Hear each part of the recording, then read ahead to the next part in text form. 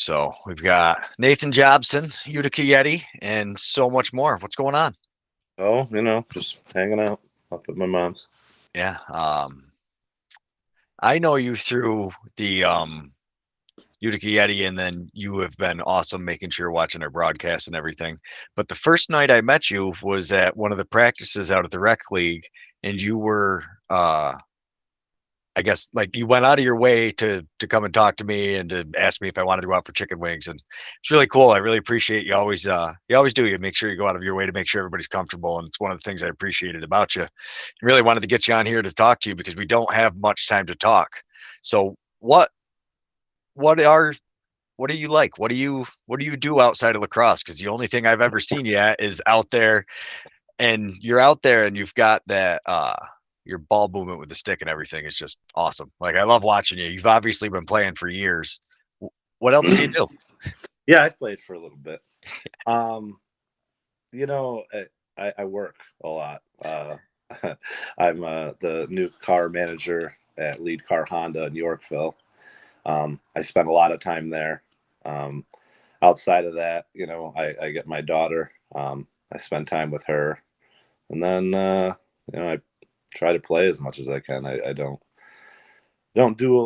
have a lot of free time when you work that much. Yeah.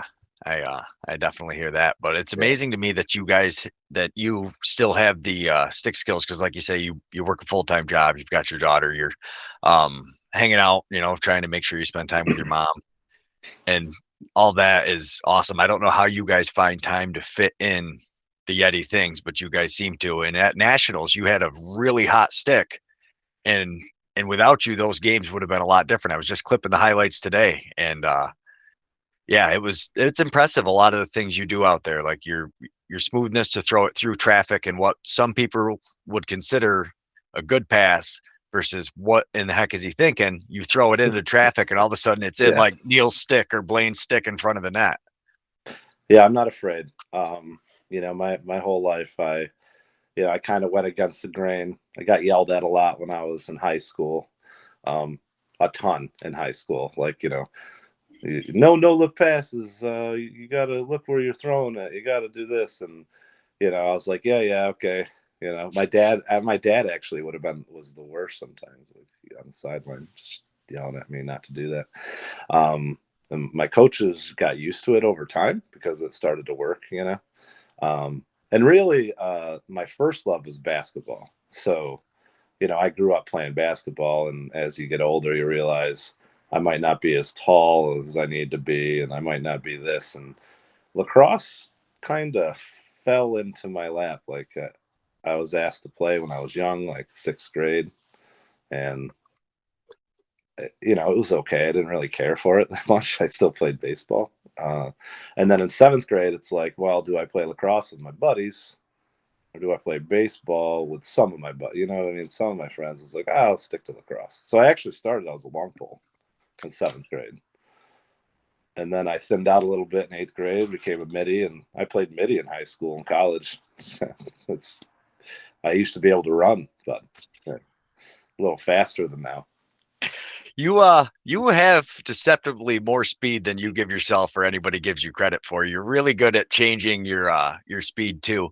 But where did you play college ball? In Utica, I played at Utica College, which is now Utica University as of this spring. Um, I was recruited by a lot of schools, which was surprising to me, because lacrosse wasn't my primary when I was younger. It kind of didn't switch till I was a junior. And I was like, I'm pretty decent at this. Maybe I can go to college, get out of this town, and make something. I got recruited to Cortland and Hofstra and some other schools that I just didn't even knew I existed, right? But Utica, I had some roots there. The one of the assistant coaches was Mike Parnell, who ended up being their head coach. He's from up here. A lot of guys from General Brown, which is where I went to high school, were from up here. I went to a clinic down there, and I fell in love with Utica.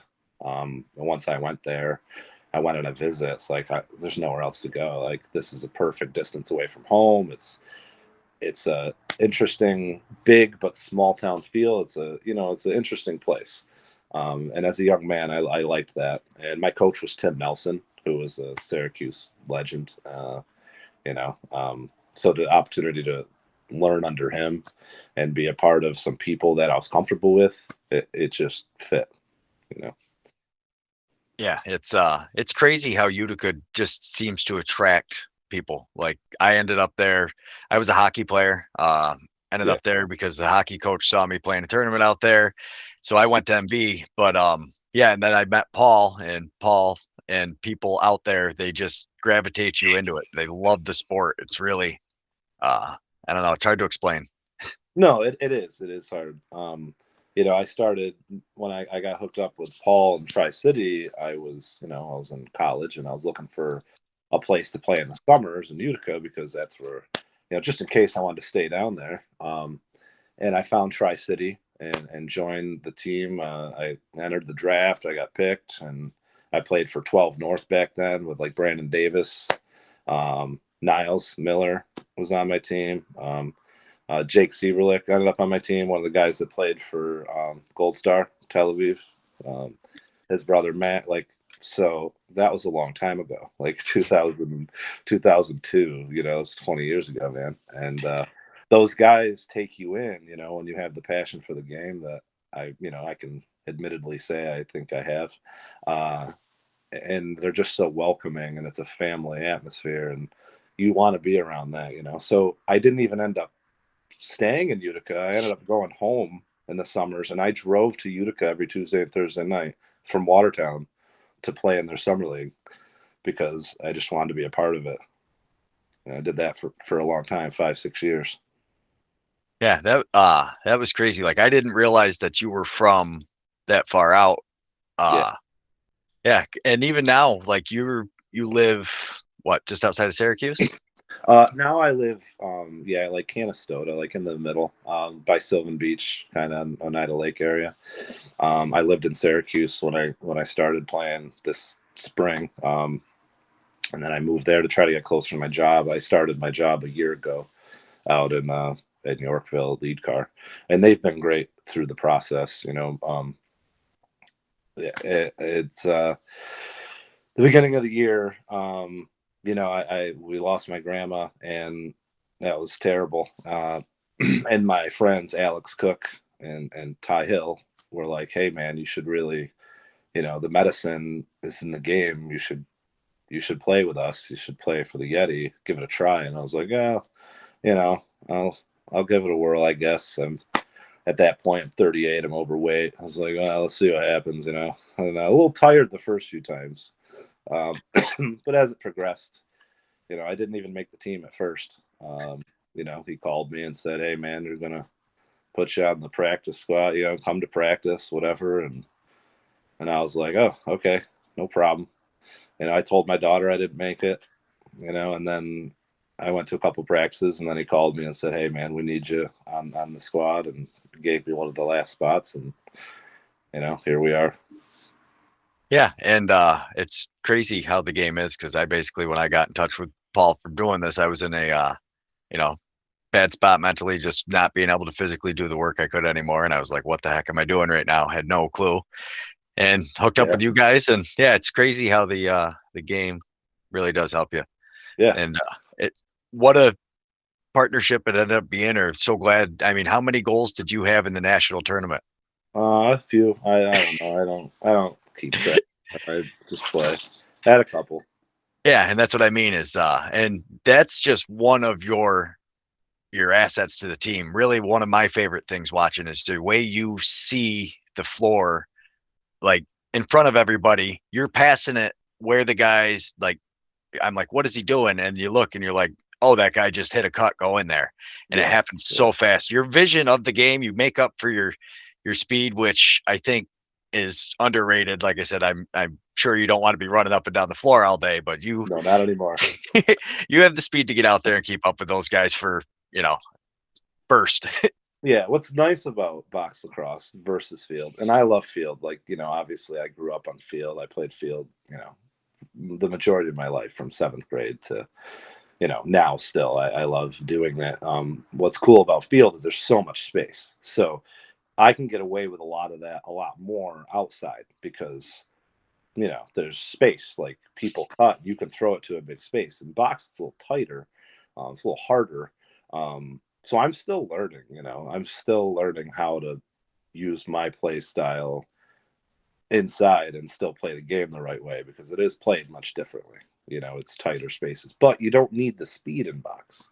So a lot of guys get that second opportunity to play in box lacrosse because you don't need to be really fast. It's helpful in situations, but when you're in a 5-on-5 setting, you just have to move as much as you can, get to the right spot, and try to see the open man. And that is something I have always had. Like, you grow up watching Magic Johnson and Larry Bird play basketball, and then the crazy. It's like, wow, I think I can do that. And then I did it playing basketball, and then it converted to lacrosse. Just somehow I just started doing it.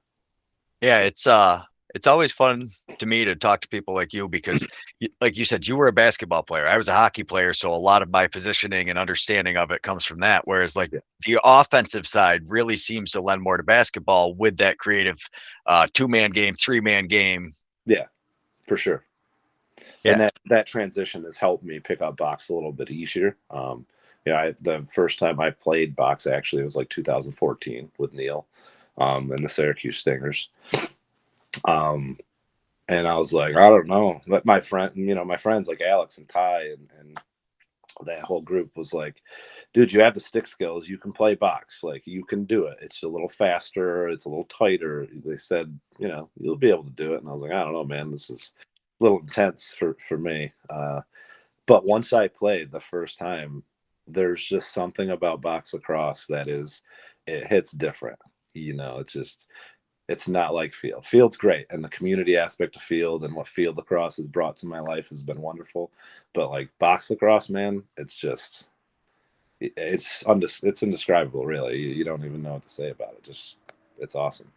Yeah, it's different. I mean, we the first time I'd went out to film you guys was the first time I'd ever seen box lacrosse in person. Like Oh yeah, just yeah. I think I remember you saying that, yeah. I and that was have to barely box lacrosse, buddy.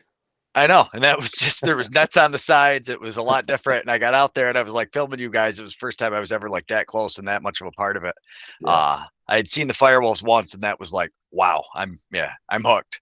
And then after that, it just kind of kept progressing into what we're doing now. yeah, It's been a crazy road. yeah. It's been fun. Really enjoyed it. The summer was this year has been a lot of ups and downs, and lacrosse has helped, keep things on a level. And my company has been great in allowing me to have the time to actually do this. To be able to play like games on weekends. Luckily, they're at night. Practices happened to be on my day off, so like things just kind of aligned where I was able to find the time to play, and I'm surely glad I did. It's been great, and I hope to keep it going here. Yeah, so do I. It's been great getting to like know you, and it always kills me, and more so my wife when we meet you guys off the field. You're never quite like what she expects because on the field you're always in the mix, you're always a part of it, you're getting into it, Yeah, and then off the field you're a pretty quiet guy, not yeah, really like loud and yeah. I'm very loud when I play. I talk, and it's fun. It's the mental part of it. Like I watched a lot of basketball, and people used to talk to each other and say things, and it's fun to say stuff and get people a little riled up a little bit. It's outside of that, I just like to relax, keep to myself, and the summer again was a mix of a lot of stuff going on. So just happy I'm able to play. This Saturday, I'm actually going to that regional tryout for the PBLA. So I was invited to that. So that'll be fun. We'll see how that goes. that's that's got to be something. So you got invited to that. I was going to ask you about it, like what it's Yeah. like to be able to play with guys. I mean, at Laxna, you're playing with professionals. Yeah, and luckily being able to play as long as I have with the people that's the thing. Like I'm in a generation where I grew up with professionals, like I went to General Brown. I played against Mike Powell my whole life, like in field, like he's a year older than me. And you travel with a lot of tournaments and you end up playing with guys that are super high level. So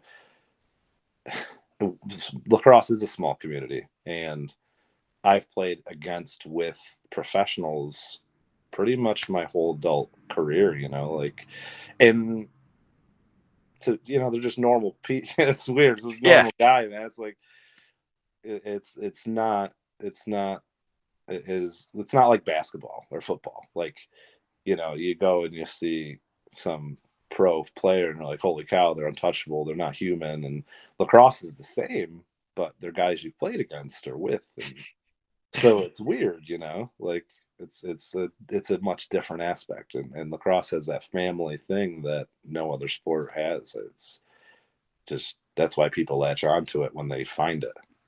Yeah.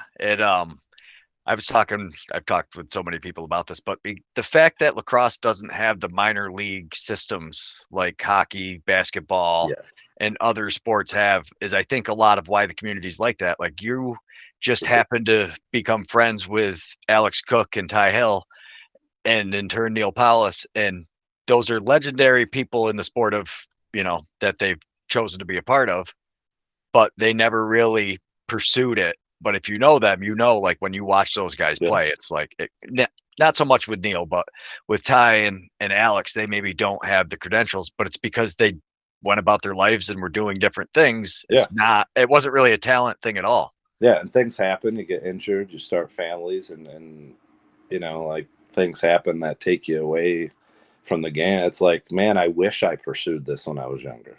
Like I'm 39 years old. Like, I wish I tried to do this when I was 24, when I was 27, when I was actually fast and could run. Like you just think, man, what could you have done? And you can't think of life like that. And but like those guys, yeah, they're legendary. They're skilled. Neil especially, obviously, he's a whole nother animal. I was fortunate to meet him playing, adult leagues, and he plays on my over 30 summer league field team. Like, I've played with Neil for a long time, and he's my friend. And you forget that, oh yeah, he's also a legend in this game, right? Like, he got inducted, I think, to the Indigenous Athletic Hall of Fame in the spring. I think that was the first class, and I know, I don't know how many people were inducted, maybe 5 or 6, and it's like I know 3 of them. Like, it's like that's just the difference between this game and a different, Yeah, it's and really credit goes out to a lot of guys like Paul Necker for doing all the administrative stuff in the leagues to allow us to be able to, let everybody get on there. And it's awesome. I got hooked up. We've been able to stream it because you look at the highlight reels from some of you guys, Yeah. and it's insane that you're playing in essentially like pickup leagues with adult. Yeah, it's just crazy the talent level that's out there right now. Yeah, it is, and that's just how lacrosse is. It's always been that way. And even you, like, I remember when I met you, and there wasn't a lot of content. And look at your page now. Like, look at your YouTube. Look at what you're doing. Because of the game. Yeah, And it's just, it fills you, and it's different. And I think that's why I get along, and why I've befriended like guys like that, the native people, because I have the passion, and it feels like we're one. yeah. It's kind of the way it is. It's It's helped me with my life. yeah, you either seem to get it or you don't. Like people that know lacrosse and play lacrosse, it's like, oh, okay, this is different than just a sport. Like there's more to it. You get the family aspect, meeting everybody. Yeah. You learn so much about like I've learned so much about the native culture in the last, 6 months that I never knew. Sure. Yeah, no, I bet. Especially if you didn't know about it before, So it's a teaching experience and a learning experience. It's a whole different level of spirituality and physicalness that you just don't experience doing anything other than playing the game. Like, it's I feel in my life, when I haven't had lacrosse, things don't go well. Like it just doesn't feel good. Like, during COVID and everything that was going on, I wasn't playing because we weren't playing. And man, I went into like a deep depression, like 2020 to 2021, like thought the world was over, man. And I wasn't playing. I didn't have my stick in my hand. I wasn't with my guys. And then finally things changed a little bit, and then had some life stuff happen, and I got back into the game, and it's been the worst and best year of my life. It's really confusing. Yeah, definitely it's definitely a weird spot mentally because like you said, you've had some terrible things, but there's also been some great things, and now getting invited to a pro lacrosse thing. I mean, that's definitely not something I'm sure during 2020 you were ever thinking was a possibility. No, no, no.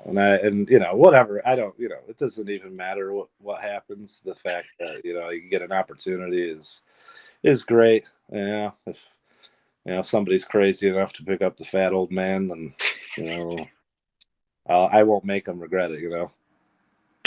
No. No, I actually, this summer was great. I played a lot. I lost a lot of weight. Not, not as much as you can see, but feel like I felt better by the end of the year. I could move.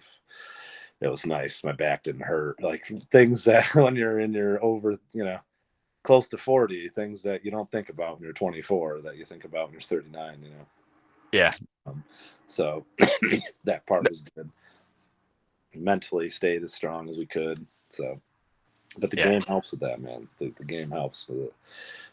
The team helps. Having the community aspect is what gets you going. Yeah, it's always a party with the Yeti. Like it doesn't matter what they're doing. If it's a practice that everybody's showing up to, Yeah, if it's a post game function, if it's a game, everything is always just like a, hey, come, here's food, here's drinks, let's have fun, and everybody get along. And yeah, it's just, exactly. That's exactly. And like, you know, all year you're telling we're the best team, we're the best team, we're the best team. What you mean by that is you maybe you're not the best team as far as when you take your top seven guys versus someone else's top seven. We're the best team, as in, the community and sticking together and being around each other. Like I was listening to you were interviewing Anthony Irizarry, right, from yeah, the, and he said that like their team definitely have some skilled guys, and as a whole, we're pretty good. But our team, you can tell that we're out together and we spend time together, and that makes a difference. And that was the difference when it mattered. Like in the championship, that's the difference that mattered is we stayed strong, held together, and were able to beat them and go to nationals. So it's the team aspect, and that's part of why I love being around these guys and love being part of Utica and the Yeti is because Paul, you know, Paul's the glue. Paul, his passion, and he's helped me a lot this summer. yeah. Paul, unless you know Paul, you really don't get it. He'd give you the shirt off his back, and he's just an Yeah, awesome very guy. emotional guy. Hard on the sleeve. At nationals, I don't think we had I don't think he talked to me without tears in his eyes. Like it was hard for me. I was like, dude, I'm just here to play, man. I'm trying to hold it together myself. You got to stop looking at me and crying, dude. Like, but that's just who he is, like full of passion, and he's been good. Yeah, yeah. Paul's awesome. Yeah, and everybody just volunteers to help out and be around him because yeah, it's how he is. He just Yeah, encourages basically everybody to whatever it is you want to do it and just actually yeah, do it. Do it to and the that's refreshing. It's refreshing take. yeah, with so many people know we need to do this, we need to do that, and he's just like, no, if you want to play lacrosse and feel like a professional playing lacrosse, come play for my team, and that's how we're going to treat you. And guess what? We're going to do great things together because, like you said when I was talking to Anthony there, like they could feel the difference once Leota stole that ball and ran down and scored the goal. Like the entire team was just charged, and you could feel everybody feeding off Yeah, the energy. that was insane. That was a crazy moment in that game. Um, that was it. That was the only game I actually didn't play in the whole summer was that game. And when I got there at first, it's like, hey, I played every game. You have that mental like, well, this sucks, man. But then it's like, you know what?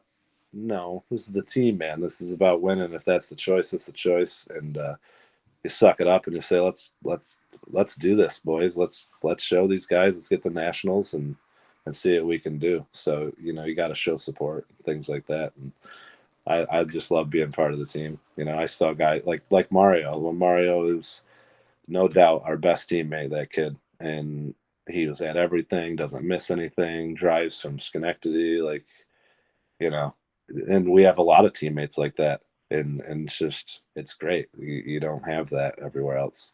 I couldn't imagine playing with or for anyone else because what is it like? Is it like pick up, like they just go and play a little bit and then go to their game? Like we weren't ran like that.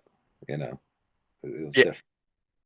yeah, your entire team is different. And like you said, I didn't even know at that championship game, and then you told me, and then you think looking back at it now, and then in nationals, like you were just on fire for that. So like as a plan, like you said, you can't always get frustrated.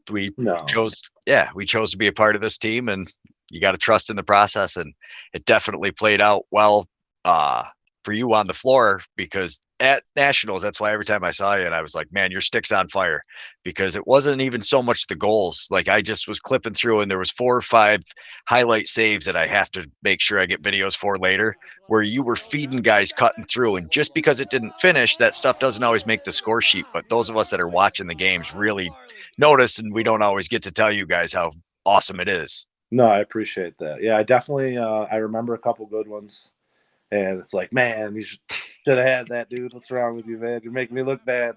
I get this pass through there. You can't put it on. He's like, dude, I just didn't even know like it was in my stick, and I was like, yeah, I get it, dude. I do that. Like, so it's funny. One of the first things I tell people when I'm about to play with them and they've never played with me before, like, I say, hey, the only thing you need to do if I have the ball is just be ready. And they're like, what do you mean? I was like, it's hard for me to explain. Just be ready. Like be prepared. And in nationals, I was inspired to. I was tired. I didn't play for a couple weeks. Jobson said, I'm going to finish this one. Let's get this party started. Shout out to Nate Jobson.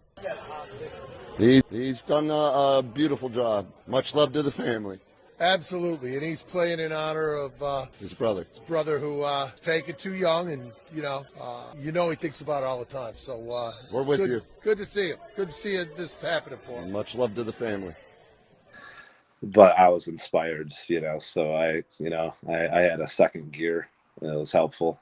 But just the vision is the one thing I think, like you said, it does keeps me semi-relevant for an old guy.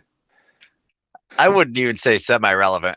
So when you say be ready, what people who haven't watched all your games or actually watched the games instead of just watching the highlight reels, what they don't see is it literally looks like you cannot throw the pass. Like you'll be covered, another guy coming in front, your stick is somehow down by your toes, and you loft it or even sometimes laser it from down by the ground. And that's what you were talking earlier, where the coaches, and especially the American coaches, need to encourage more of that, I feel, and less of the you're going to pass overhand with. I mean, yes, it is important to learn how to throw that pass, For sure. but it's just as important for a kid to be able to throw a pass from down here, because in a game, if he's getting whacked, he's going to throw the pass from wherever. And you see it with guys like you that have a ton of playground experience and not even so much the yes, we went through juniors and we went through the Canada senior leagues and all that, but it's really that playground experience which is making the best American box players.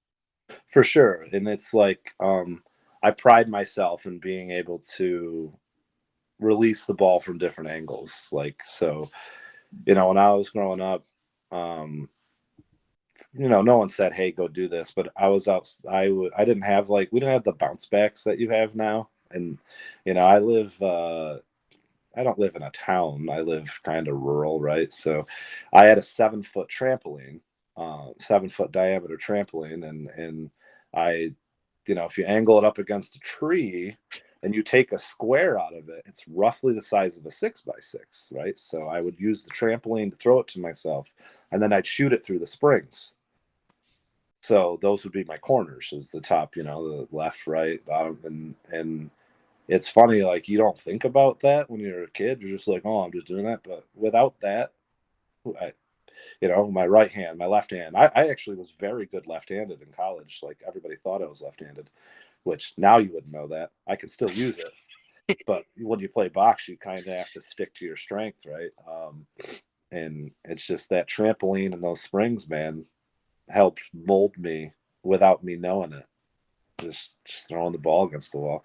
It's real simple. Lacrosse is so easy to get better at, especially when you're a kid. You don't need 7 guys around to get better. You just need you, a ball, a stick, a wall, an old trampoline against a tree. Like, you just need to have that drive or desire to do it, and your stick skills will just get there, And eventually you just start throwing it differently and different angles and different releases, and then it becomes natural. I don't think when I play. No, it's your stick is an extension of your body. And once you get to that point where you've had it in your hand so much that it's just as natural to have the stick. You watch lacrosse players are one of the few sports where you always see at a game, all the kids have a stick in their hands and they always have a stick and they're carrying it with a ball.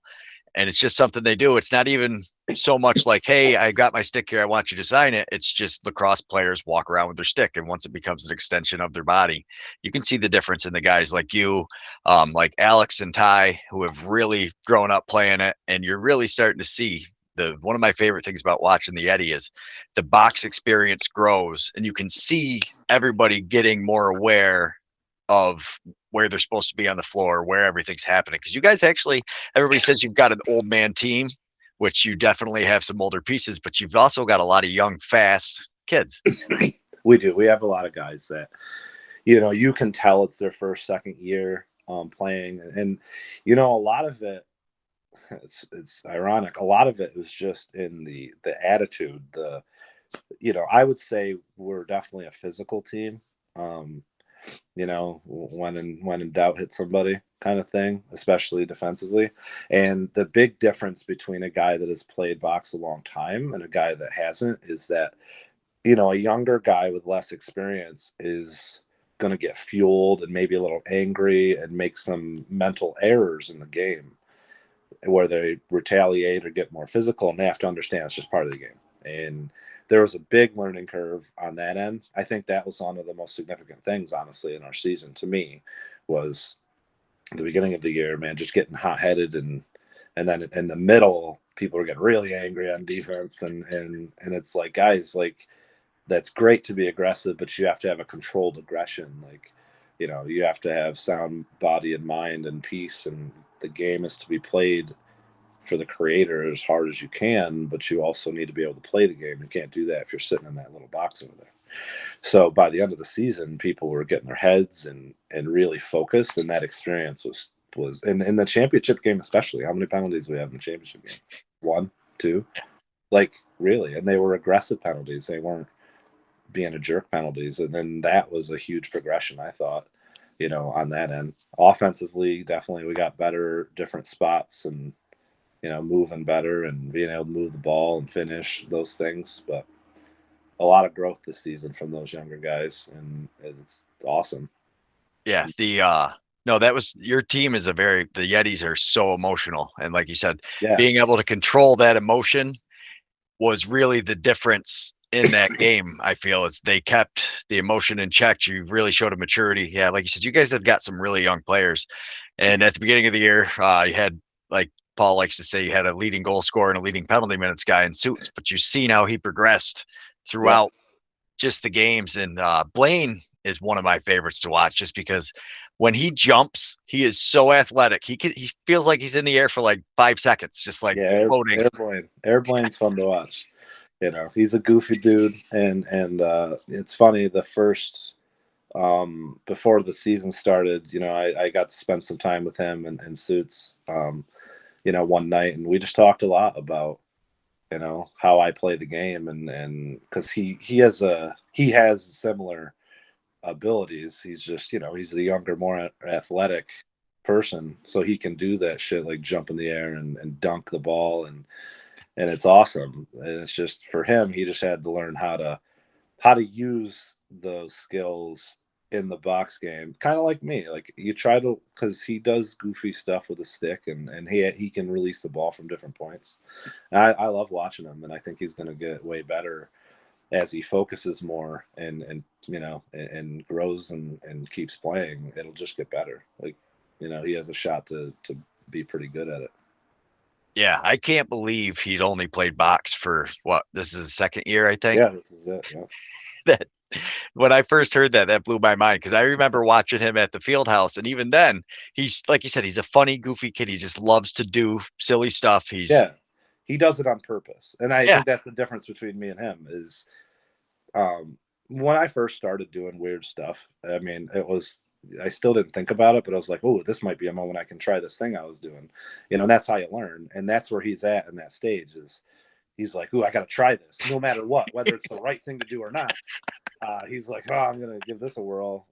And yeah, there's one clip you have of him in when we were just playing at Rising Stars or in Westmoreland, and he just jumps up going across the goalie, and you think he's just going to dunk it on the other side, and then he one hands it in the top left corner near side underneath his back. Like, all right, dude, that's cool. All right, I don't get me wrong, if I could jump I could do that, but damn, I didn't see that coming. Like, that was awesome. That was one of the coolest goals I saw all year, and it was just playing pickup. That's what I love about lacrosse. Like, I've had some of the coolest things I've ever done. One of the things that, like, you wish were videoed just happening in pickup games. Yeah. Like, it'd be a highlight if it was Sports Center top 10, it'd be a highlight, right? But it's just part of the game of lacrosse. And I think as these leagues and like the PBLA and things, and the growth of the game is at one of its highest level, especially at the youth and the college sports. I just think that this is the best game there is. Like, and I love basketball. I love American football. It's great, the fandom of it. But when it comes to the style and the creativity and the athleticism and the lack of athleticism you need even to play lacrosse, honestly, like, you don't have to be a superstar athlete. I mean, I'm an example, man. Like, I'm athletic. Don't get me wrong. I've played sports my whole life, but I'm not in my peak physical condition, and I'm able to compete with some pretty talented people. And I'm not shooting myself down. I'm saying that's what's great about the game is you can do that. You can have guys like Neil who's upper 40s or whatever still playing, and a lot of guys, Brandon Davis, like, he just started playing box himself. I can't imagine where he'd be if he started when he was younger. He was a great field player, and I played with him for a long time. And I looked up to him a lot when I started playing with him in summer league. And if those guys, if guys like him played when we were younger, like me, like, oof, and if the game was this big, I wish I had the opportunity. So I'm excited about the future of the game. I'm excited about box lacrosse, and this PBLA thing could be great. It could fail. We've had several of them fail. But I talked to the, I think it's the COO, Brian. What the heck's the last name? I forgot it. It's terrible of me. It's on there. It's on the website. I talked to him for a long time, 45 minutes or so, an hour, about their plan and what they have going on, what they want to do. And they seem to have a pretty solid plan to make the PBLA very legitimate. And yeah, they want American box to be a thing, and then this is a good opportunity for that. The NLL is a lot of Canadian players, a high percentage, most of them. Yeah. And this is their opportunity to create those minor leagues you were talking about and actually have some success. And I hope they do. I hope I get to be a part of it at least for a year. Maybe I'll get in shape and do it for 2 or 3. I don't know, but You've been more of a part of it than you could actually imagine, I would bet, because it's the little things that everybody doesn't see that people reach out. Like, we were doing the one live stream, and like all of a sudden I look in the comments and I'm like, oh, I got the score messed up. So instead of having that kind of stuff go the whole game, and yeah, there's and just the influence everybody makes talking to people and stuff. It's been great to just happy to really be a part of it all. consider myself super lucky to have run into you guys. It's led us to some crazy spots. Yeah, it's been good. Again, without the game, I don't know where I'd be right now. It's helpful. Yeah. And that's why, like, I've got this picture here. You guys, there was a group of kids afterwards that like waited till well after the game, and they were still standing there like demanding autographs from you guys. It was just like the coolest thing to see you guys come right around and like make their day, and then how cool it was for everybody to like a Ty Hill son was there, and like your guys' kids are just like looking at you guys like, oh my goodness, this is so cool. Yeah, it's different, because the kids are like, yeah, we want you to sign the shaft. Can you take it back there and have the guys sign it? Can you guys all? I want you guys to sign it. I was like, sure, buddy. We'll get it back there. I'll have some people sign it. We'll bring it back out. All right. So we did that. I think Peter, it might have been his shaft that broke during that game. I can't remember. Sounds like something he would do. It does, yeah. I think it might have been. It might. I don't really remember, but yeah, they're just so happy to watch the game and be part of it, and and that's exciting. It's exciting. My daughter finally decided this year. She just asked me a couple weeks ago that she wants to play. She's 11, and she tried once when she was like very young, and she didn't like it, and now she's like, I want to give it a try again. So like, she's inspired, and maybe that's because I play it. I don't know. Who knows?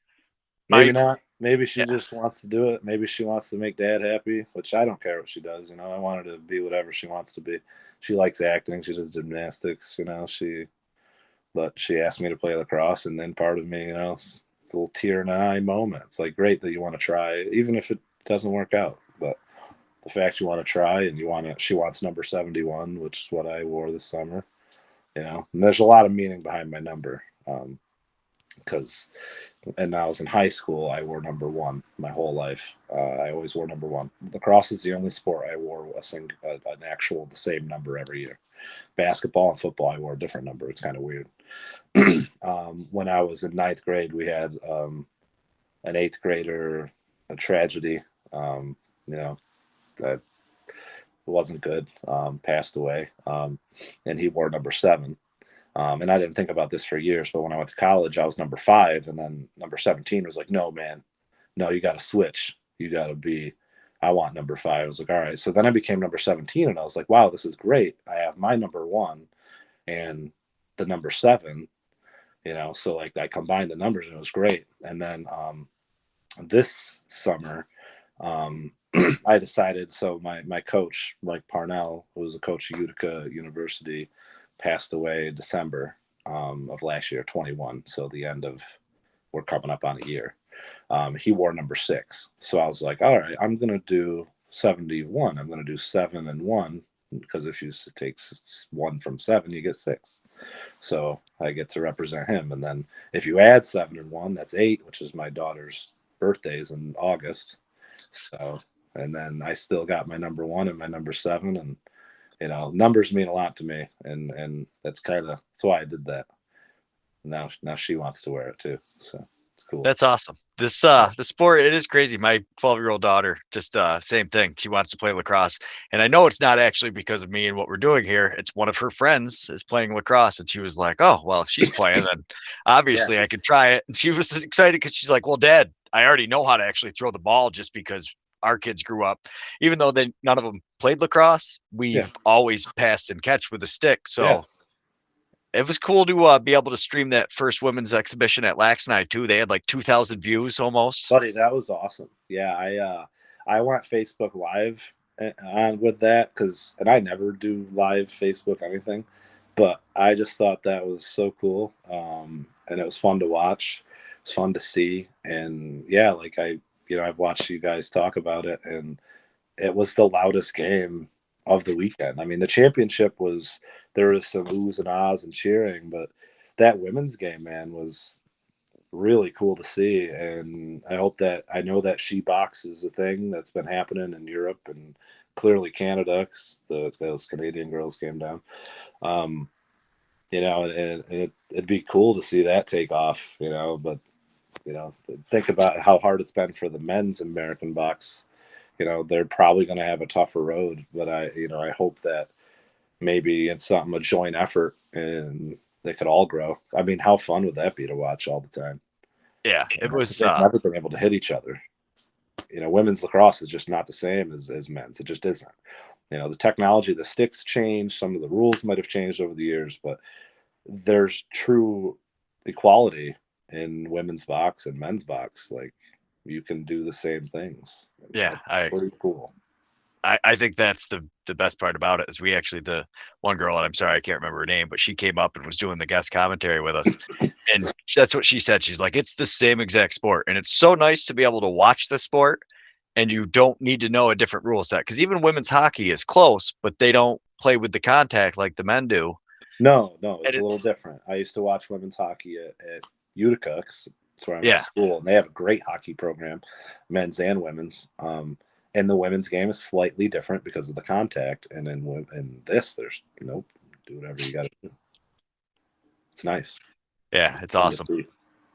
Yeah, and I did not realize you were the same age as me either. It's impressive to see you out there. Yeah, I just turned 39 the end of September. So yeah, so you're about a year older than me, which makes it even more impressive that you're still out there playing. Well, if you don't, the body in motion stays in motion, man. That's right. That's something we learn in school. Absolutely. The thing at rest stays at rest. I'm just I try to keep moving, man, whether it's fast or slow in life in general and sports. I just try to keep moving, try to keep going forward, because what are you going to do? I don't want to sit here and become stagnant or stale. So I try to keep playing, as much as I can. Yeah, you're definitely moving more than most of us are, because I'm not out there doing that. My body hurts just watching you guys. Yeah, my body hurts just watching. And then I go out there and do it, and it's like, man. And I don't, I'm very fortunate. Knock on wood, like I've been able to keep playing. Like the most significant thing to happen to me was 2018. I broke my hand playing a box tournament down in Philly. I woke up at, let me see, the tournament started Saturday morning. I left Friday night at like 11 or 12 o'clock at night, or 1 in the morning. I got to the field. I slept for a few hours. I played games all day. And then the very last game I played in, I was on a one-on-one break. We were down a goal. I went to shoot against the Brooklyn Dodgers, got hit in the back, and I shot differently than I normally shoot. And then I rolled over on my hand. I went to pick up a pass, or I started with the ball the next play, went to throw the pass, and my stick fell out of my hand. I was like, oh, crap. I think I got a problem. But then I had to drive home alone with a broken hand. So I stopped at a urgent care down there, actually does x-rays and stuff. It was a little different. So, yep, broken. So then I had to have a cast, and that was it, though. Like, that's not bad for 39 and playing for a very long time, playing for 20 years. Oh my gosh, 20 years, playing for way longer than that. Man, I'm old. Yeah, like that's the most significant thing to happen. And I was able to recover, and yeah, it's just, I feel lucky to be able to play fast or slow. Like, to just be able to play is an honor, and hopefully I'll be able to play as long as, I'm going to play until I can't, change of scenery. Oh, there we go. Look at all the shirts back there. I love those. Yeah, I leave that stuff hanging. It's I just moved in to this new place, so just sweet. I hang my shirts and my jerseys and stuff. It's a nice setup. Now, you have had a lot of things happen to you in the last year. I wasn't sure earlier if you wanted to talk about it, but Yeah. we're back on now, and I appreciate you wanting to share it with me. Yeah, it's been a year to remember, if you will. Like, what's today? October 13th? 12th. 12th. Geez, and time's flying. Like a year ago, I wasn't even working. Like a year from today, so I took a leave of absence during COVID due to some things. I guess I thought my life was tough, after COVID, and in and out of work, and just the instability of it all, like a lot of people, So I allowed myself to get to a pretty rough place mentally. And then I found work again, and then things were going good. Life was good, man. Because got back to work, things started feeling good. 2022 was coming, but then at the end of the year, December, is when we lost our Utica coach, Mike Parnell, who was a friend, a mentor. I've known him since I was in high school when he recruited me, and he's been part of that program. I think he was there for 16 years as the head coach, or more. Yeah, 16 years as the head coach. Because my last year at Utica was 2005 with Tim Nelson, and then Mike's first year as the head coach was 2006. And he passed suddenly, 45 years old. He had been married for not even a year. It's just, a lot of bad. And then I started the year after that. My grandma was suddenly in the hospital and passed away within a week. And I thought my life was bad before, like with the instability of COVID and all the isolation. Jeez, I can't even talk. And lacrosse helped me get through, the joining the Yeti, and my friends telling me, hey, the medicine game will help you, man. And it really did. And as recently, we lost my brother. And actually, the day I finally finished moving in here was September 4th. It was a Sunday. And just dropped all my stuff off, feeling good, Life's going in a good direction. I got lacrosse. The career's going great. Personal life, we're sorting things out. And then, I got a phone calls with my cousin and my other brother, and got a phone call that my brother was in an accident, and didn't know. I just heard he was in an accident, man. It's not good. That's all I knew. And then, we had a whirlwind of 24 hours of rushing to the hospital, then him getting airlifted, and then them essentially telling us that, you're never going to have your brother again. It was tough. No one prepares you for that. He was 21 years old and just having fun, and got in a tragic accident in a UTV. And and everything changed. And that was September 4th, and Labor Day, September 5th, was the night that he finally, we took him off the support. He was, they wanted to donate some organs, and because that's the type of kid he was. And that's what we did. And things have been different, man. Yeah, first, the loss of your coach, and the loss of your grandmother, then your brother. That's a lot to take, especially like you said. It was COVID, lockdown. Everybody was kind of dealing with it differently. Yeah, that's a lot for a person to go through in a very short amount of time. Yeah, and it's like, I'm not the only person struggling in the world. My gosh, there's been a lot of that with COVID, a lot of unexpected tragedies, deaths, sicknesses, and it's a lot for everyone. And like I said, prior to all this, I was in a pretty bad mental spot myself. I was in life can't get much worse, and it's crazy how a year ago I wasn't even working, thinking life was the worst, to, man, life's good, to, oh man, I can't believe this just happened, to, man, my grandma. Like, I was very close with my grandmother.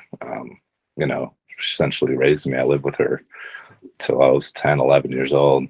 And, that was big, man.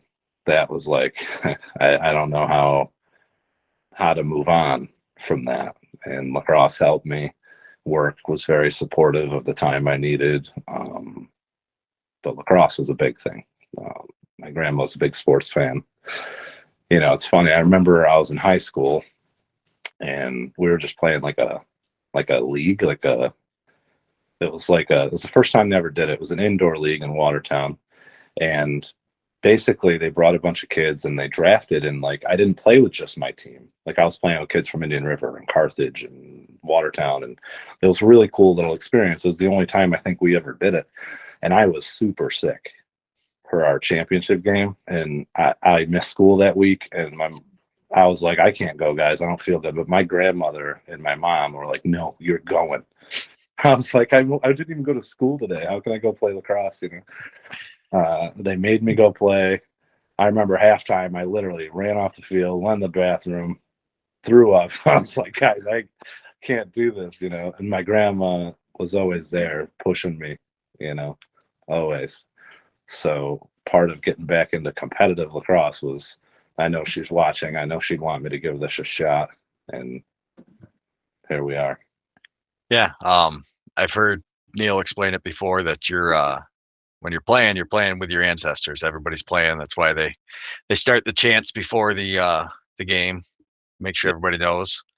And yeah, those life lessons that you get as a kid from people with working through. I mean, definitely some people would be like, wow, grandma made you play like that. But it really prepares you for when life is really hard and there's nobody to turn to but yourself to kind of buckle your bootstraps up.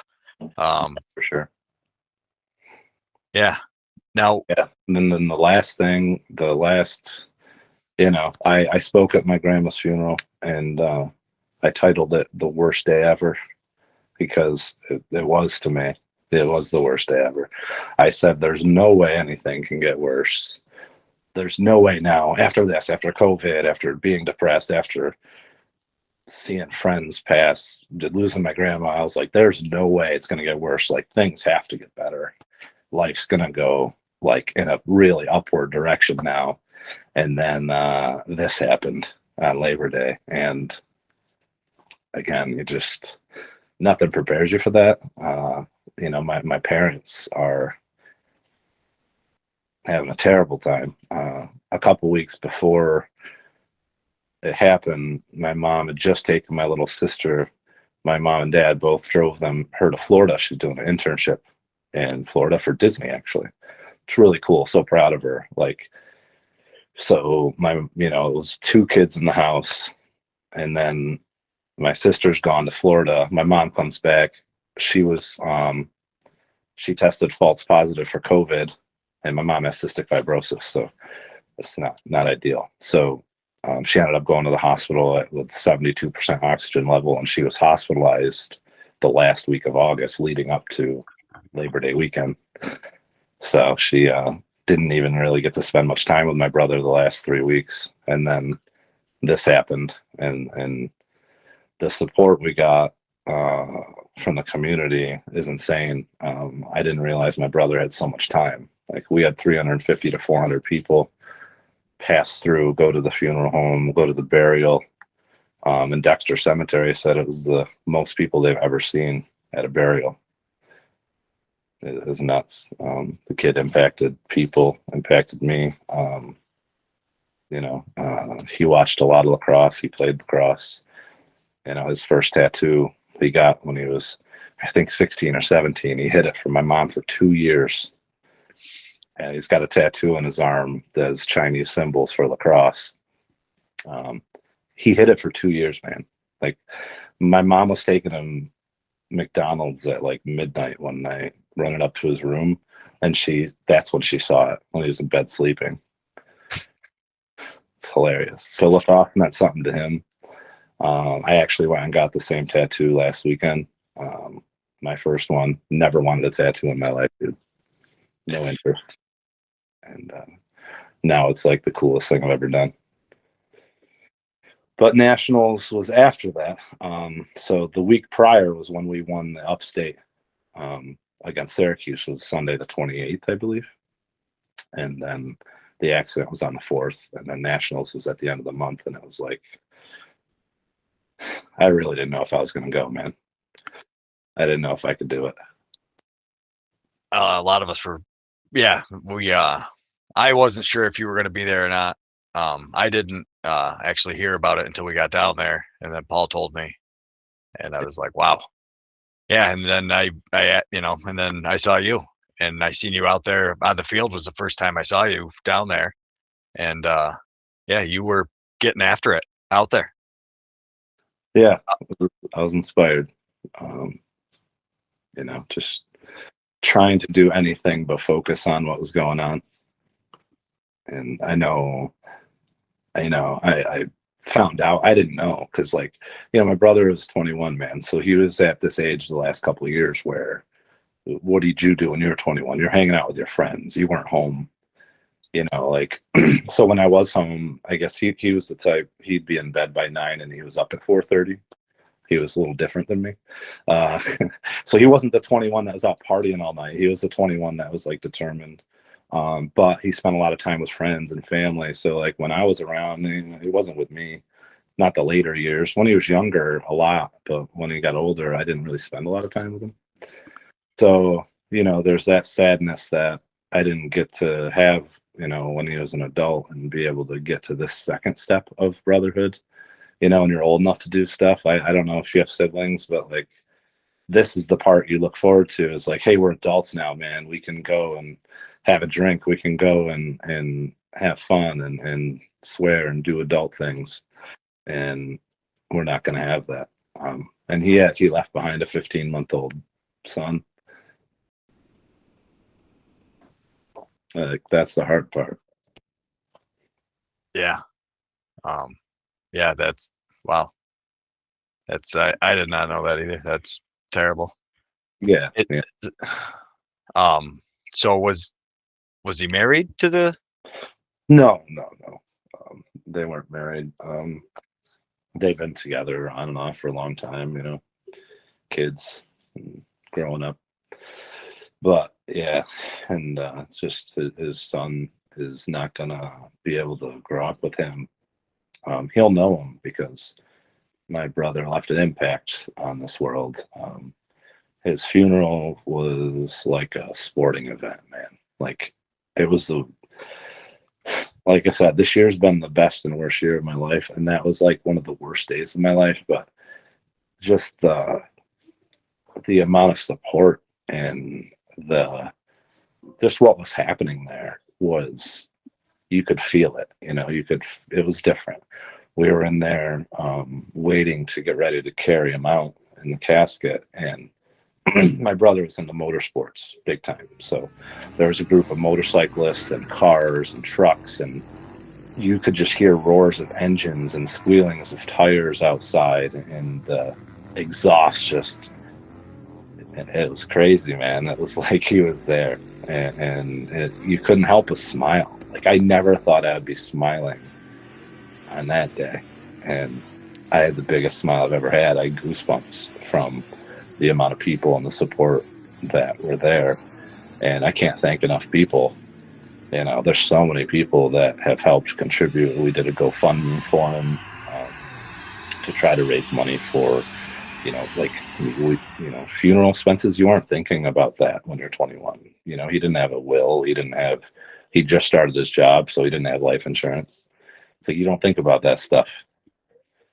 You just don't think about that. And we were able to raise over $12,000 in a week and a half on GoFundMe, which is insane, buddy. My parents didn't want me to do it, but my other brother just did it.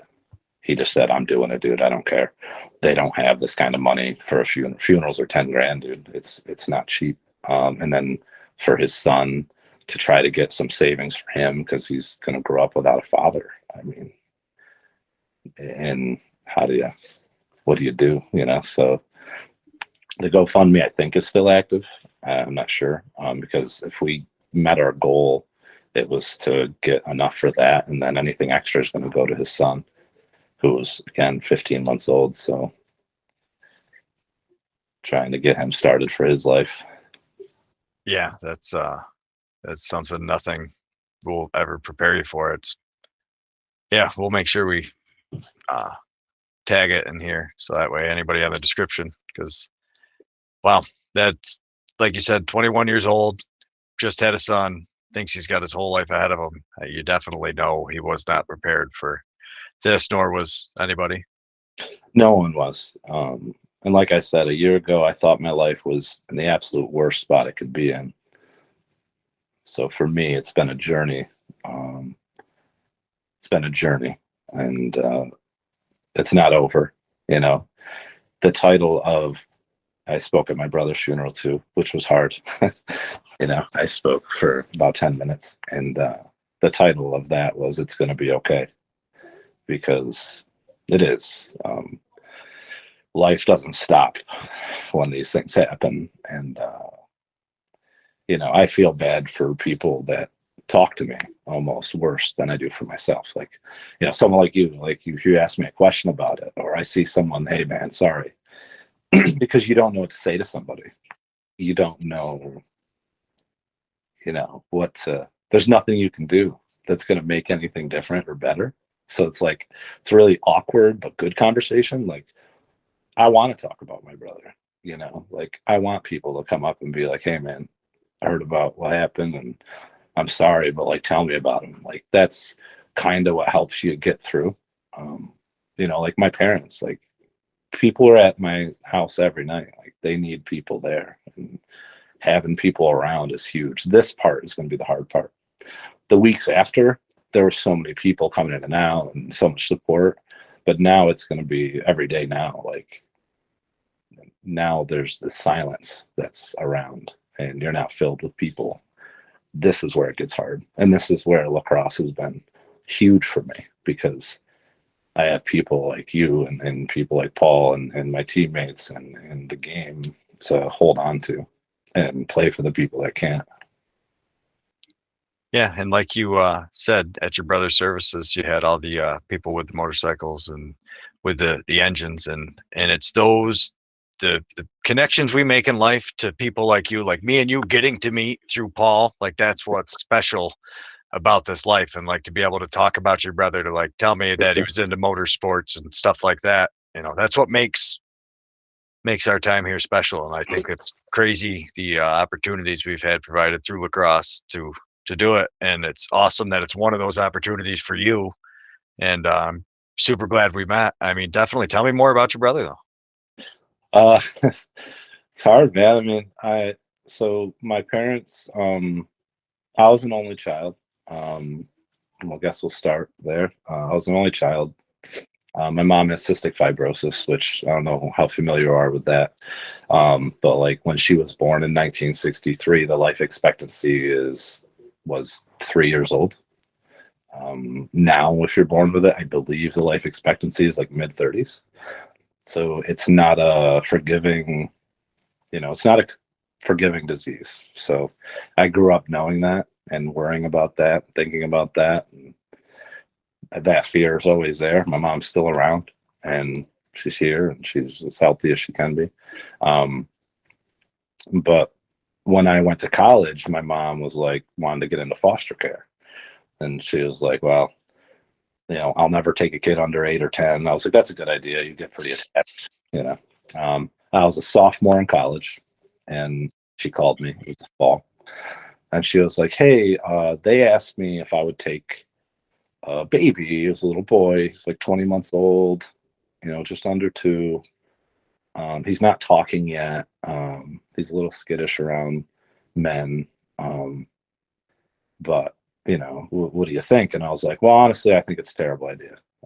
You get too attached, and the idea of foster care is to foster the children and get them back to their family. That's the whole point, and that's the great part about it. And then I thought about it more, and I was still talking to her, and I was like, you know what, Mom, I support you. I love you. You do whatever it is you want to do. And then she was like, oh, phew, okay. And I was like, what do you mean? And she's like, oh, he's in the back seat. So she had already decided to take him before, but she did ask me, I guess, which was nice. And from that moment, I was a sophomore in college, man. So he got to see, he grew up with lacrosse. He grew up around the game. He grew up with a stick in his hand. You know, it was one of the first things I did for him, man, was gave him a little stick. My mom got him one. He was at every single Utica College lacrosse game from 2003, 4, 5, every game. He didn't miss one. If we went to Florida, we went to Disney, we went to anything, and those are really the core memories I had with him. Is he was around the game and he grew up with it. And my whole team at one point, we did a trip to Canada. And on our way back from Canada, we played the Canadian national team in Toronto. My coach thought it was a brilliant idea to travel all the way up north and come through Alex Bay to come back, which is way out of the way and insane from Utica, from Toronto, to just go all the way. So we took the long way, and we stopped in Watertown. We had a practice there. Half the team stayed at my mom's house. My little brother's he's 2, 3, and has this whole team of lacrosse guys, and we're playing with him, and those are memories that I have that, and as he got older, he did what kids do, man. He started snowboarding. My dad was always in the garage, always. So he was always following him around with his tool belt and he always had a little white tank top on and shorts and boots, and he'd wear a hard hat and tool belt, tried to take stuff apart, put it back together, and tell my dad what he was doing. And that's what he kind of fell in love with. So he ended up doing worked on heavy equipment, and always on 4-wheelers, dirt bikes, side by sides. And that's, the kid just sent it everywhere. He played lacrosse up until he was a junior. Decided not to play his senior year, which was, heartbreaking as big brother to watch a kid go from 2 years old. Cause I never had that opportunity. When I was 2, I wasn't playing, it's heartbreaking, but I never said, hey man, you need to play, or, hey, you should. He lived his life, did what he wanted, and I never argued with it. It's like, do what you got to do, buddy. If you don't want to play, you don't want to play. Can't make you. Yeah, you do it. Makes you happy. And if motorsports and sending it, snowboarding. That's what he did, man. He loved it. It's and it was awesome to see. And there's been so much, if you're on Facebook at all, if you go to his page, it tells the story. It's crazy how many people have been impacted. I just don't know where he had the time. It's like, you or I, if I was gone tomorrow, there's no way I'd have the amount of people. And it's crazy that he impacted so many people. That's part of the thing that has us still in awe and shock, as we're coming down from it, is just the people that he impacted. The things he did, the places he went, and different types of people, man.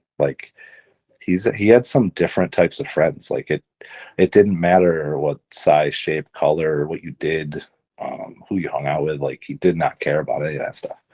And he'd bring people together that may not have been friends or may not have hung out if he wasn't that middle person, and that part was really cool because I didn't know that about him.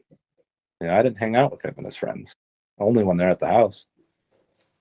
That's a different experience altogether too, because you act one way at home and around your family, and you're that comfortable with everybody, but it sounds kind of like he was that guy everywhere. He was just somebody people felt comfortable around, wanted to talk.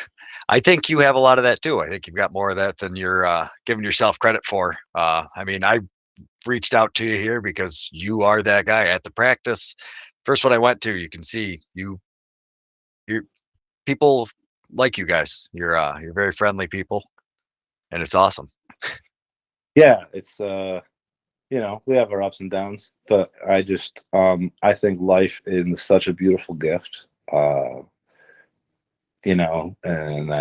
I've tried, even when I was down, to just remember that, hey, it's gonna be okay. It's gonna get better.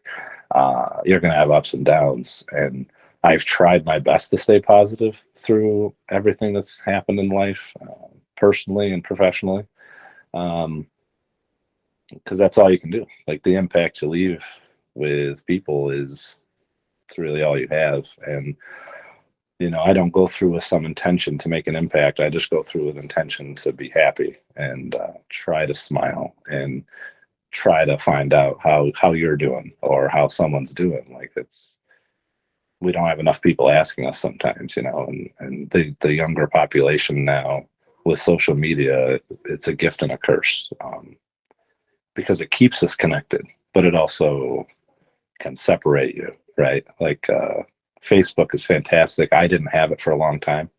I just got back on when my grandma passed because I had a feeling I would need some type of community, some type of something to keep me occupied. And I'm glad I did it. I hated Facebook for years. But I was like, this could help me, connect with my family that I'm not around because I don't live up there. I'm the only one that lives somewhere else, really. And I'm glad I did and then it's connected me to a lot of things to help me stay in tune with the Yeti. It helped me, watch your stuff on YouTube and stuff. Like, you didn't, again, like, your growth has been awesome this summer, man. Like, you didn't have much content at all, and your YouTube, you're probably having a tough time just getting through it yourself, dude. It's I went from having no content, Yeah, and nothing. I have so much recorded lacrosse highlights. Like, I literally just try to find time to sit here and watch highlights and clip them out. Like today, while I was hanging out a couple times, I was doing some of the U15, and it blows my mind. Some of those U15 shorts had like 1,500 views in like an hour. Oh yeah, It's crazy. Yeah, I was looking at it between our talking, and it's crazy, man. You didn't have much of anything going on, and now all of a sudden it's blowing up. It's cool. And from what I understand, because I've watched some of the other ones, like, you have some back problems or things and you can't really like work or whatever. So yeah, I can't do like physical labor, and I yeah, can't sit down. Like, no. sitting for any length of time, it really messes me up. But as long as I kind of stand and work around, and Gotcha. that's why I think it's called the medicine game. It's just the way you connect to it when you need it, and Yeah, like it you said, keeps you going. yeah, it's crazy how it's helped us all through. Well, at least me, and it sounds like you could say the same. Oh yeah, I'm nothing without it. Sometimes I feel like, you Yeah. know, So you had talked earlier about how you're good friends with Alex Cook and Ty Hill. yeah. When did you meet them? So I've lived in a lot of places. So I'm from the Watertown area. I went to college in Utica. I lived in Oswego. I lived in Connecticut, and I found my way back to Syracuse area, like 2008. Yeah, 2008. And I met them playing. One of my college friends got me hooked up with a guy named Kenny Kimple, who um, he helped with Oswego, I think, this summer. Last year he helped with the Eels, and he got me on his team at Jones Road, which Jones Road is just like it's almost like a YMCA type place. It's got some indoor fields. It's similar to where the NABLL championships were. Not quite that nice, but it has twin fields. And I started playing there. And somewhere along the way, I was playing against them, and I ended up playing with them. And you know, I don't know. We just became friends then, man. Like, I've been friends with them for that long, and like when we were, I drove to Ohio. Alex rode with me. Ty couldn't. He was injured and had some things going on, so he unfortunately couldn't go to the championships in Ohio. So me and Alex rode out there together and back, and we were just talking about, dude, we've been friends for a really long time, and it's like, it's kind of crazy. You just don't think about that when you're going through life, right? Like, these people that are there. And it was from Jones Road, man. It was just met them and playing lacrosse, and they like how I played the game and my passion and my style, and we just started hanging out, and then we became friends, and then they were in the movie, and and like, told me all about that. And then at one point I lived out in California, and Ty was out there living at the same time. So like, it was cool because I had a friend out there. He was out there, and his sister, and then Oris Edwards, who he's also in the movie. He plays Sammy, I think, one of the twins in Crooked Arrows. He was out there. So like, the community, it's crazy, dude. Like, I just happened to be in the same place in the same time. That was like 2016. I was working in LA, downtown Los Angeles, and we just always stayed connected and played, and it's weird. Those are big deals to some people. There's my buddies, man. Yeah. Jimmy Silverfoot, that's just my pal, dude. Just Ty.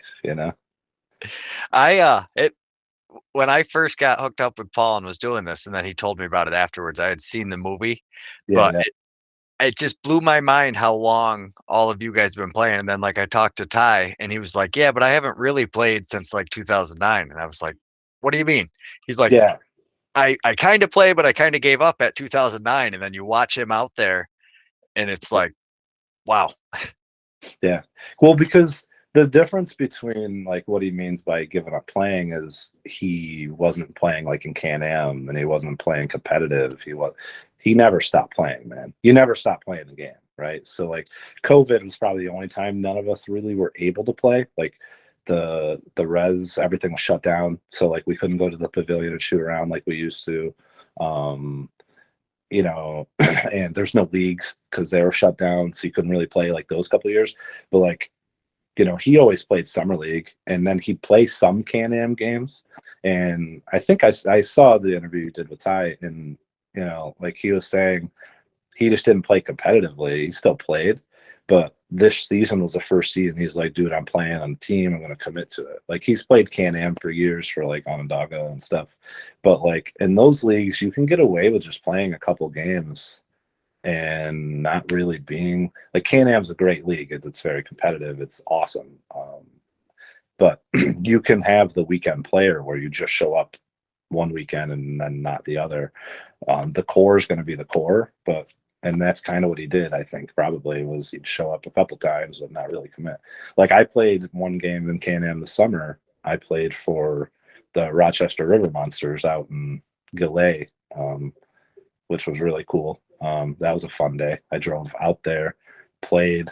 I'm old. I'm too old for this, man. I went out there. I played, drove all the way back to Syracuse, then played 2 men's over 30 games outside in summer after playing a box game in the Can-Am, which is, NABLL is great and it's competitive, but the Can-Am is a lot different as far as skill and intensity, and it's just, that's the stuff that keeps you playing. And yeah, it's been a while since he's played competitive for a season, but that one, yeah, that was crazy. I can't believe I did that. But yeah, the lacrosse is a way, like you can always find a game somewhere, man. And you don't leave without your stick. You take your What stick. Yeah. What is the Can-Am? Because there's a lot of people like I know the junior circuit for hockey and understand that Can-Am, but a lot of people have no idea of like what that is. Could you explain what Can-Am is? Well, it's a summer. I don't know it as well either, fortunately. I know it's summer. That's when the box season primarily is played in the summer. Like the CLA, which is the biggest. People watch MLL, and MLL is fun and it's cool, and they put on a good show. But the CLA, like the Canadian Professional League, that's the league, man. And the Can-Am is a lowered version of that. It's like like the NABLL would be to NLL. The Can-Am is that to Canada, right? And it's mostly the Six Nations reservation teams, up in Akwesasne, Six Nations, Tuscarora, I believe. I don't know all the teams. Buff Creek, like it's a lot of reservation, and it's natives, like it's their game, man. So if you play in the Can-Am, you're playing their game in their towns, and it's intense and it's awesome, and it's a heck of an experience because like you give it all on the floor, and it's very physical. And afterwards, what's up, man? How you doing? Good game, and that's a big difference. Like you have that intensity while you're out there, but when you're off, it's like, nah, we're cool. We're playing for the creator. We're not playing for, you want to win and you want to be competitive, but at the end of the day, you're playing the game to play the game. Yeah, And that's cool. Yeah, the amount of heart and emotion that gets played with is hard to explain to people who didn't play the sport and don't understand usually the energy that's out there. Yeah, and you know, like I grew up in both communities, so like you know, I grew up and lived in Field, and Field is one thing. It's great, it's awesome, and I'd love you to watch one of my Field games sometime and catch some clips because I do crazy shit out there, for a fat old guy. Box is different. Like I was saying earlier, like box is just a different game.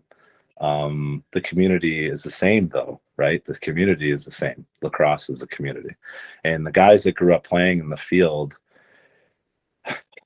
you know, and that's where I think I'm different.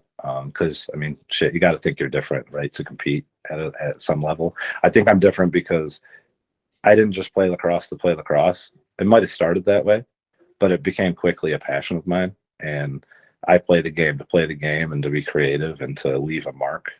And I have the spiritual connection to the game that some kids and you know, people that were raised in field and you know and don't have. They just played because they played. It was another sport to them, you know, like playing football or basketball. It's just, well, it's lacrosse season now. Let's put that gear on. And it was always lacrosse season for me in the end. At first, it was always basketball season. Like I was saying earlier, like basketball is everything, man. A sun up to sundown. All I did was play basketball. I went to every summer camp. I went to basketball. I only went to one lacrosse camp in my life, and it became the biggest and most important thing to ever happen to me is lacrosse. It just sneaks up on you, and once you got it, dude, it's hard to get rid of it. Yeah, I actually went to one basketball camp in Carthage, New York, with Oh, you did? Yeah. a buddy of mine. His grandparents lived out there, and we went and spent a week up there. Well, that's my neck of the woods up there, man. I went to General Brown High School, which is just outside of Watertown and Dexter. I grew up in Pillar Point, which is a peninsula that sticks out into Lake Ontario. You know, Canada is really like 9 miles from us because it's right across the water. But you know, you still got to go up go up and take the bridge. And Thousand Islands is where that's home, and that'll always be home. And it's beautiful up there, man. It's they're building a huge. So this is exciting for that area. Is they're building a big facility up there, like it's called like a Thousand Islands Rec. It's you could probably look it up. I just read an article about it last week. A big indoor center that's supposed to have fields and be a concert venue and have indoor rinks, and it's pretty exciting. I think, you know, as far as growth of the game and like the NABLL, I think Watertown is a place that they should put it on the map. Someone up there should do something. You know, and I've talked to some of my friends, and maybe I can help them up there get started with some. Who knows? Who knows, man? It's just, it's close to Canada. You know, there's a lot of lacrosse up north. I think it would be a really awesome place to try to get it going. And then ABLL has been that's a pretty good stepping stone, I think. Yeah, it'd be nice if they had a team up there. I actually played for a Bonnie Castle team for hockey too. Oh, did you really? Yeah, they Yeah, nice. yeah, just out of Cape Vincent there was the guy I knew, Mr. Wiley. He was awesome. Yeah, But no, a lot of them. Yeah, I lived right down the road from Cape Vincent. oh, that's funny. What a small world. Mm-hmm. And you never played hockey. You were a basketball guy though. Yeah, I couldn't skate, man. We didn't have hockey at my school either. At General Brown, like if we wanted to play hockey, we had to play like at Thousand Islands TI, or I think we could probably go to another school like IHC or Watertown. But no, I couldn't ice skate, so I didn't want to. I was cool on my feet. I loved basketball. I was a point guard. I could dribble, and like I guess you mentioned earlier, vision is a gift I've always had. And I saw things before they happened, kind of thing. So basketball is a good sport for that. The no look passes and behind the backs and all the crazy stuff you can do.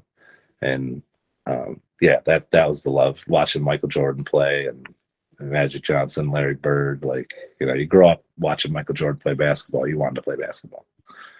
You know what I mean? Yeah, Wayne Gretzky was playing hockey and stuff, but I don't know.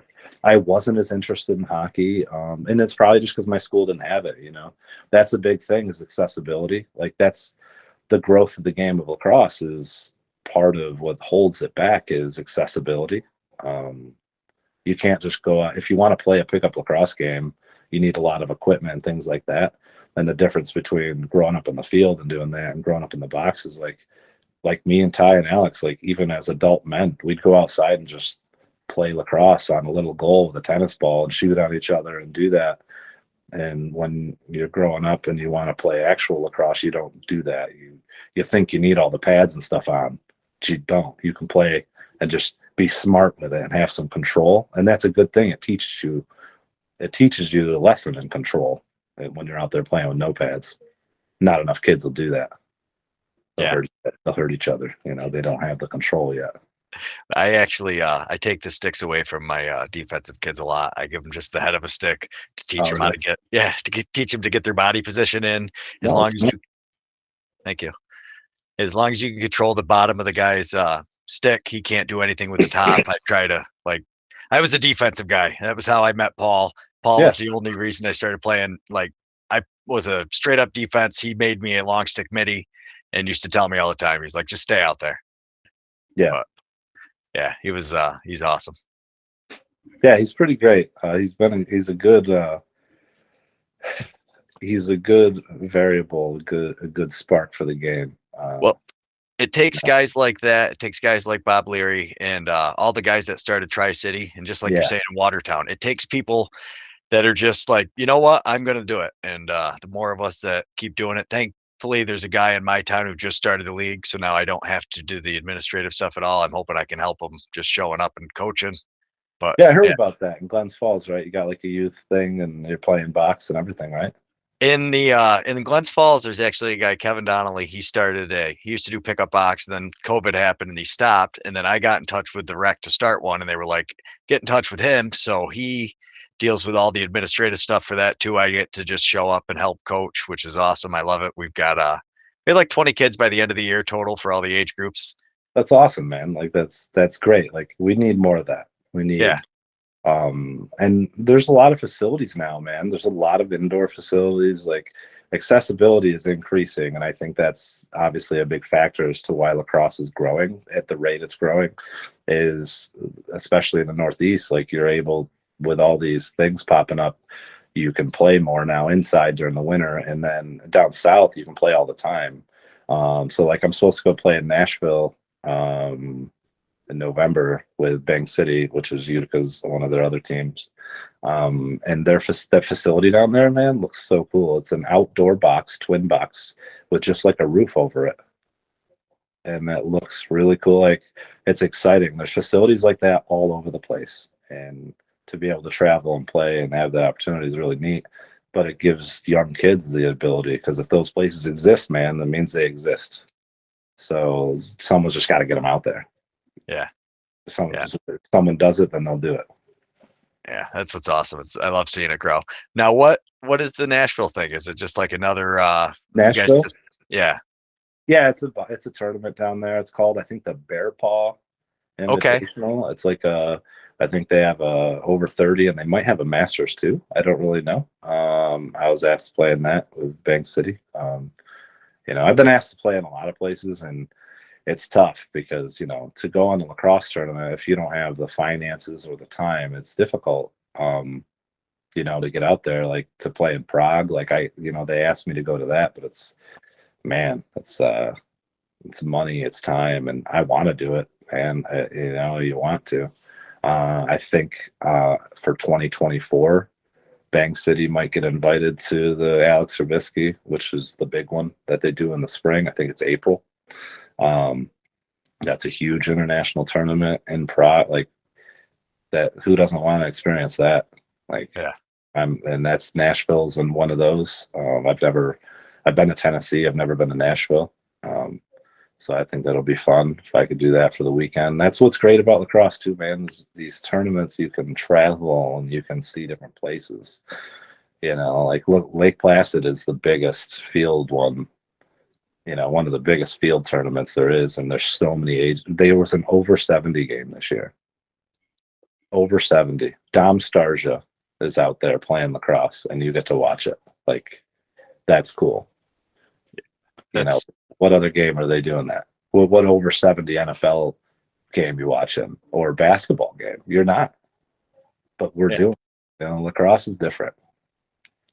It really is. It's a different breed of people, like all together, everybody that's in. And like you said, I love the Masters games. I love how Bob calls it the mall walkers. That mall The walkers mall game. walkers is funny. Yeah, I heard him saying that a couple times. The mall walkers game. I know that because we'll hopefully start playing some pickup here soon. I guess the Nexus Center is supposed to be done in November, sometime. We'll see. They've made so much progress on that. Honestly, it's pretty crazy. And there's supposed to be turf in there, so I think we're going to start playing there. And then a lot of, I'm an older guy already, so like I'm still considered an old guy. But there's the other older guys want to play too, so we'll play a modified version of boxing there, and it'll be a blast. We won't hurt the mall walkers. I want to be able to walk the mall someday too. That's actually kind of what we do with the kids in Glens Falls is we run that style where there's no big checks into the boards, no one-handing, slashing. We take a lot of that out just because we want kids and we encourage them to try behind the back shots and silly whatever you can, the Blaine Stotler type flying through the air, sticks moving around you. Yeah. Yeah. That's how you get better. You practice the weird stuff and then someday it becomes natural. It's funny, back to growing up watching Michael Jordan play basketball, one thing you always wonder when you watch a great athlete or a great player, when you see them do something amazing and you're like, why on earth did they do that? Like, what made them think that? And I had one of those moments. I was playing summer league. I think I was about a junior in college, and it's the craziest thing. I picked up this ball, because I played midi at the time. I could actually run. So I was playing defense. There was a ground ball. I picked it up. And then I saw two defenders. And I instinctively, I've never practiced this in my life, I pulled my stick behind my back and threw the two guys and just split them down the middle, ran down the other end, dodged another guy, scored. And I was like, what the hell just happened? Right? Like, I had that moment where I was like, oh my gosh, I get it now. I get it. I get how great players do great things. And it's like such an amazing moment to have. But then it's like, I can't believe I just did that and I'll never do that again kind of thing. Like it's just crazy. Like I finally had the moment where I was like, I'm good. That's when I was like, you know what? I'm good at this. And it's good to have that confidence. Now with age, it's like I'm just getting slower at it. My stick skills are still good. It's just to be able to play, like I said, is an honor. And hopefully I can do it a little longer. My body continues to cooperate, and life can continue to cooperate and allow me to be able to do it. The tryout Saturday, and we'll see how that goes. The draft, I think, is next weekend, the 22nd. Yeah, we should talk, get a group of us together to watch it on the 22nd. I think they're going to stream it. Oh, are they? Yeah, that'd be fun. I have to work during the day, but I don't know when the draft is, if it's at night or not. We should find out. Yeah, I'll probably learn the details Saturday when I go to the tryout. But yeah, no matter what happens, I think it'd be fun. I know we have some guys that'll make it, for sure. There's no way Tyler doesn't make it on a team. I don't know who else is trying out or who got invited. But I know Ty's going. Alex, I think, is going. He's a little hurt, but Alex says it's one of the greatest shots I've ever seen. It's just so hard. And he's tall, and he has a different style release, and you got to think like box is a lot about angles, man. And he's got an angle that I'll never have. So like there's gifts to each size and shape of the game. So yeah. He's one of the better shooters I've ever really watched, especially in box. It's crazy how he gets the shot off and just picks the corner. Yeah, just shoots it over the guy because he can. He reaches around. His like you crazy. said, his angle, because he'll come around and the goalie will get in position on him perfectly, and then he reaches over and it's like basically giving you a whole nother player distance, and he shoots over the top of you. Yeah, there's nothing. The dude's like 6'4", man. He's big, he's long, and you add that stick to it, makes him like 12 foot tall. Yeah. You know, like what are you supposed to do to stop it? You can't. So like, you know, if he's healthy, I think he'll definitely end up on a team for sure. Chris Ryan, Chris Ryan is, I met him at tryouts, man, and I was like, this kid's got something. You know, this kid's he's gonna make it. He's gonna play, and he could probably do more. He's young. He's young. He's got time. You know, get in shape and keep it at going. He plays long stick and field. Yeah, I couldn't He believe plays that. defense, man. Yeah. Yeah. I played with him in Lake Placid. I played over 25 in Lake Placid. I don't know if that was a good decision or a bad one. But it was a new division. So I'm playing against these D1 players and stuff in field. And, you know, that was a point too the summer where I was like, okay, I can still compete. I'm playing against guys that are Syracuse, Helmets, Georgetown, Maryland, RIT. All right, I can still play a little bit. I'm playing field lacrosse, which is a lot faster. Like as far as you need a little bit more speed, I think, in field than you need in box, just because of the space. And I was able to, like, you know, not pass out. So You need sustained speed more for field. So like in field, yeah, you have to be able to run at that 75-80% for like 90% of the time, you know, where yeah, you're kind of going, but you can kick it into that sprint gear. Whereas in box, you can kind of get away more with just having a bigger sprint gear. yeah, that's true. Yeah. I think that's what keeps me safe. I can pick my moment where I'm like, ha, you didn't think I could move, could you? You know, one of those. And then obviously there's the fake that always works. You know, I do that a little different than some guys. A lot of guys do a little weird little stick flick, and I don't. I use my whole body. Like you think I threw the ball. Yeah, the camera a lot of times will yeah, you've got one of the best stick fakes I've ever seen. It's fun. Yeah. I started doing that in college. I don't know why. I did it one time, and the dude was lost, and I was like, oh, this is cool. And it's one of those things that happens no matter what. Every game, it's going to happen at some point. Sometimes multiple times, but definitely once. And when it happens, it's almost comical to me at this point because people tell you, "Hey, that guy's going to do this," and I'm like, "Yes, I am going to do it." And then they still fall for it, and it's fun. It's my little thing, I guess. Yeah. I guess if we're gonna leave a mark, I'll leave that one. You know, it's fun.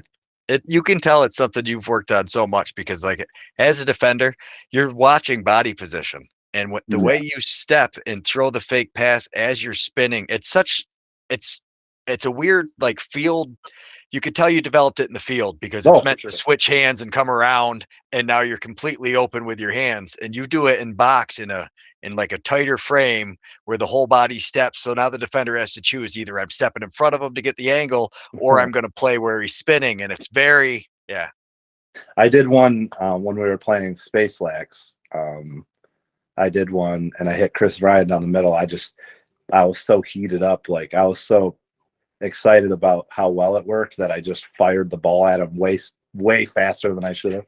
So he didn't catch it. But we ended up scoring a goal right after. That was a pretty fun moment. And then I had one really cool goal against Virginia. A one-handed goal that was really fun. You know, I love the creativity of it, man. That's what makes the game great. Yeah.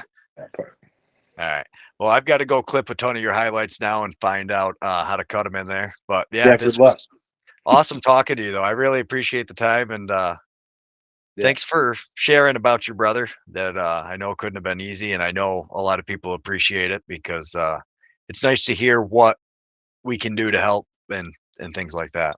Yeah, just the community aspect is what helps, man. Just being able to talk to people and you know, not being afraid of it. You know, a lot of people, like I said, I feel bad for people trying to talk to me sometimes, especially the ones that know. Because you know, what do you say? There's just nothing to say. You know, like, nothing you say is going to change it, make it better. And we all like community, we all want to help someone feel better that's going through something, and we all want to be there, but it's hard to know how to be or what to say to them. So as I'm navigating through this, I'm learning just being there is enough. You know, not being afraid to say something is plenty and helpful a lot of the time. So I was glad I was able to talk to you again. Geez, I'm sorry I took up so much of your time, but it's really I'm been loving it. no, it's been awesome. I feel, very privileged actually that you wanted to even share it with me. So yeah, anytime you ever want to talk to, give me a shout. For sure, man. Yeah, if you ever want me to do anything, let me know, man. I usually have things to say. Yeah. Yeah, it's one of my favorite parts about you is I can definitely count on talking for, at least a few minutes every time I see you. It's awesome. I love it. Yeah, I'm a talker, buddy. But I hope to see you soon. Are you going to that tryout or no? I don't I don't know anybody there or any Yeah, connections. So it's not like if anybody ever calls and is like, "Hey, you're invited," I would love to do it, but right. yeah, I have no idea. Like, Well, I'll let you know how it goes, man. yeah, We'll set up see. an introduction. Tell them I want to be able to show up at the tryouts and shit and be like a Yeah, journalist or make up some bullshit. Just be like, that's what kills me too. So everybody didn't understand. Like, we were BS Productions because it was literally me and my wife sitting here and we're like, what should the name of the YouTube channel be? Because we just didn't want it to be either of our names. sure. So we were like, well, what can we? And so we were just like actually laughing our asses off, like, let's fuck. And we came up with BS Productions, which morphed into Blue Squatch. But Yeah, I yeah. like it, man. I like it. I think it's cool. I know that it's a ever growing thing and it's new and I've watched as much of your stuff as I can when I can. You got to show support. You've had It, some interesting people on. it blows my mind anybody watches these really and anybody wants to talk to me even. Like I'm just so happy. Like, No. no, I'm I could honored you even asked me, man. Like I know it's I appreciate it. Like, why me? But because you're that's awesome. where I am. Well, I appreciate that. It means a lot. All right, I really got to run though. Awesome I got talking to with run quicker. So you. See you, buddy. see you, bud.